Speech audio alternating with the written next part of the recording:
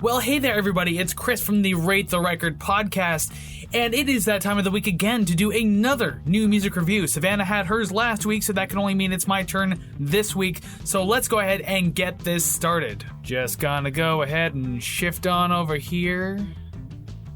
Better. So first up we have Liam Gallagher, the alt-rock, Brit-rock musician, former frontman of Oasis. He's on a solo project now, and he just released a brand new full-length album back on May 27th called Come On You Know. Today I'm looking at one of the more recent singles from his project called Worlds in Need. Immediate. I'm talking like my ears perked up in the first few seconds. First few seconds of this, I swear to God, I thought I was listening to Salisbury Hill by Peter Gabriel. It's a bouncy, folk kind of sound to get everything started, and it's fairly subdued for the most part as well. The thing that really allows it to stand out is this really low 5-string bass that's smoother than butter, and it really does a lot sonically for this song. The rhymes and the lyrics are pretty corny in this track. It kind of feels like what you would write on day one of a writer's workshop and not have any sort of alterations or peer reviews to it. You just walk in that cocky. There isn't much that picks up for this track. It rides pretty steady all the way through. Like, you have an interesting use of like this strings section, which is obviously just a synth anyway, but unfortunately that's kind of it for it. Overall, it's fairly uninteresting. I was interested up until about the first chorus. After that, it was just kind of all the same and it felt kind of flat. Moving right along rather quickly, now we have Public Opinion, a garage rock kind of punk band out of Denver, Colorado.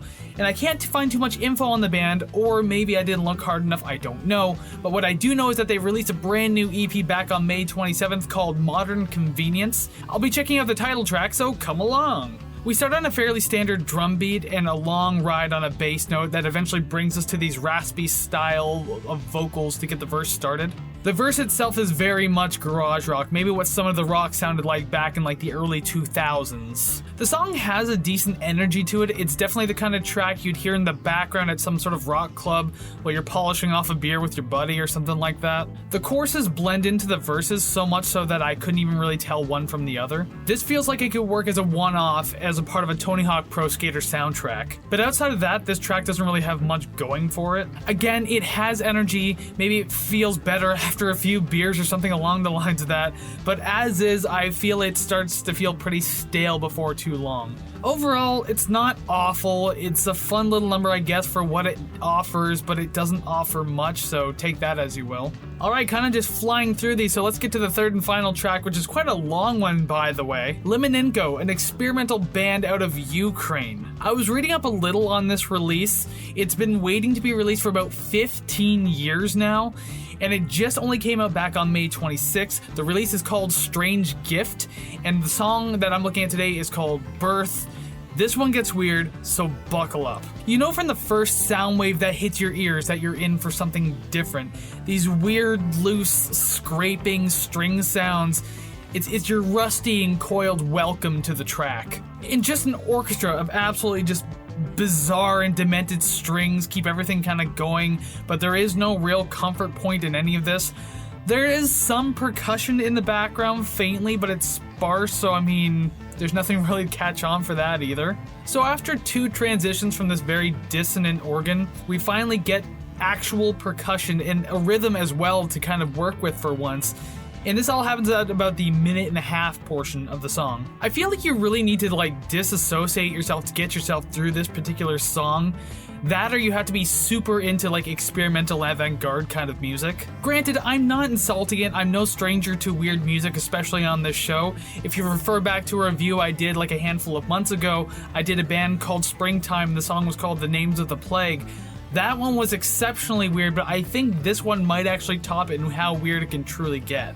And I like The Names of the Plague. You heard my review on that one, so it's not that I'm going to go into this one hating it either. Maybe things are detuned, maybe things are microtonal, I guess. I honestly don't know, but it isn't a casual listen type of track anyway. But what makes it interesting is that it changes up just after the 3-minute and 30-second mark. There's more percussion and it's more of a sense of a darker rock track at this point, despite the fact that it's still super experimental. It has tones of industrial and noise rock, so there's just a lot to take in. Then there's nothing but like tense, noisy strings that go all the way through the end, from about 5 minutes onward. You never really truly get a sense of a proper ending in this one, and I guess it's kind of the point, and also this is the beginning of the album, so I guess it makes more sense that way. Overall, it's not user-friendly at all. It's not even friendly in general. I liked it, but it's certainly a track I'm not certain how many times I'm ever going to be able to go back to. I completely understand if you yourself don't like it. It's hard to get into. I need a thesaurus. But what I really need to do is wrap up the video now because we are finally at the end of this new music review, so thank you very much for watching. I know this one was kind of like zoomed by and everything like that, but you know how it's been the last few times? Been busy, still busy, so hey, gotta do it like this, but I hope you checked out these songs. If you did, let me know what you think down in the comments below. I'm very curious to know what you think of the songs that I've picked out for the week. Remember, you can go back last week and watch Savannah's picks as well. She'll have more next week, so just always something new to listen to. And don't forget that you can go back and watch our actual Rate the Record podcast, you know, the actual podcast this whole channel is based on.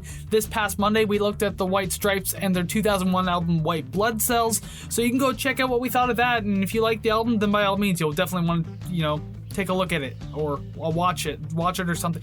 Do something with your eyes and ears. You know what I'm talking about. I'm here. My brain, here. If you want to look for streaming links, you want to look for our social medias, you want to look for anything like that, you can find it all over at ratetherecord.ca, so make sure you check that out. Go ahead and give us a follow on our socials, subscribe here on YouTube, because remember, once we get to 100 subs, we are doing record giveaways. You want to be a part of that, help us get to 100.